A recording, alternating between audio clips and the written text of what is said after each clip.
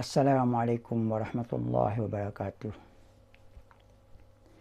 Innal hamdalillah nahmaduhu wa nasta'inu wa nastaghfiruh wa na'udzu billahi min shururi anfusina wa sayyiati a'malina. Man yahdihillahu fala mudhillalah wa man yudlil fala hadiyalah. Asyhadu an la ilaha illallah wa asyhadu anna Muhammadan abduhu wa rasuluh. Ya ayyuhalladzina amanu taqullaha haqqa tuqatih wa la tamutunna illa wa antum muslimun. Ya ayyuhan nasu taqu rabbakumul ladzi khalaqakum min nafsin wahidah wa khalaqa minha zawjaha wa batha minhuma rijalan katsiran wa nisaa. Wattaqullaha alladzi tasaaluna bihi wal arham. Innallaha kana 'alaikum raqiba. Ya ayyuhalladzina amanu taqullaha wa qulu qawlan sadida. Yuslih lakum a'malakum wa yaghfir lakum dzunubakum wa man yuti'illaha wa rasulahu faqad faza fawzan 'azima.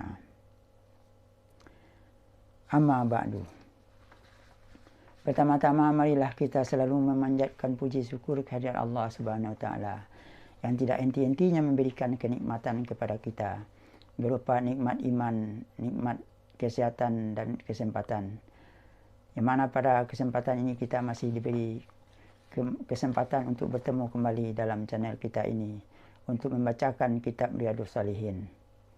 Salawat beserta salam tercurah kepada junjungan kita Nabi Muhammad SAW beserta keluarga beliau, sahabat beliau, dan para pengikutnya yang selalu istiqamah menjalankan risalahnya hingga akhir zaman nanti. Pada kesempatan ini kita akan melanjutkan pembacaan hadis yaitu tentang bab ketakwaan dengan hadis nomor 71. An Ibni Mas'udin radhiyallahu anhu anna Nabiy sallallahu alaihi wasallam kana yaqul Allahumma inni as'alukal huda wat tuqa wal afafa wal ghina. Rawahu Muslim.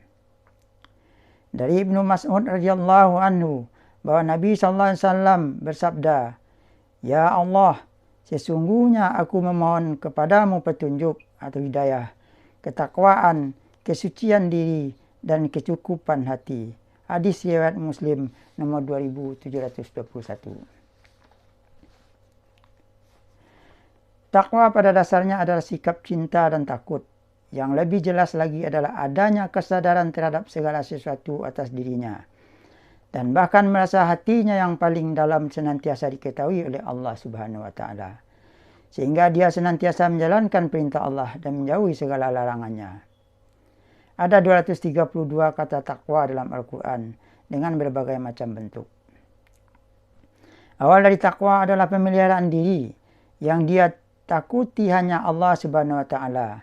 Maka orang memelihara diri dari azab dan kemurkaan Allah dinamakan dengan muttaqin. Hidayah adalah bimbingan atau petunjuk yang diberikan Allah Subhanahu wa taala untuk seseorang berupa terbukanya hati dan lapangnya dada untuk menerima kebenaran Islam. Dalam surat Al-A'raf ayat 178 Allah berfirman, "Man yahdillahu fa huwal muhtadi wa man yudlil fa ulaika humul khasirun." Barang siapa yang diberi petunjuk oleh Allah, maka dialah yang mendapat petunjuk. Dan barang siapa yang disesatkan Allah, maka merekalah orang-orang yang rugi. Datangnya hidayah terkadang unik di luar nalar kita. Ia tidak berproses secara logis, bahkan terkesan instan. Ia bagaikan Lailatul Qadar yang menurut Buya Hamka waktunya sebentar tetapi mampu mengubah jalan hidup. Namun hidayah diawali proses spiritual atau mujahadah yang panjang, ibaratnya seperti siswa yang memperoleh penghargaan akademik karena kepintarannya. Setelah mendapatkan hidayah maka harus dipupuk. Sebab hati manusia itu cepat berubah-ubah sebagaimana disampaikan dalam sebuah hadis. Sungguh hati manusia itu lebih cepat bolak-baliknya daripada periuk ketika sedang sangat mendidih. Hadis riwayat Ahmad. Dalam sebuah hadis yang disampaikan oleh Imam Muslim dengan nomor hadis 4798, Nabi SAW bersabda, sesungguhnya hati semua manusia itu berada di antara dua jari dari sekian jari Allah yang Maha Pengemurah. Allah Subhanahu wa taala akan memalingkan hati manusia menurut kehendaknya. Setelah itu Rasulullah SAW berdoa, Allahumma musarrif qulubi sarrifu qulubana ala ta'atik. Ya Allah, zat yang memalingkan hati, palingkanlah hati kami kepada ketaatan beribadah kepadamu.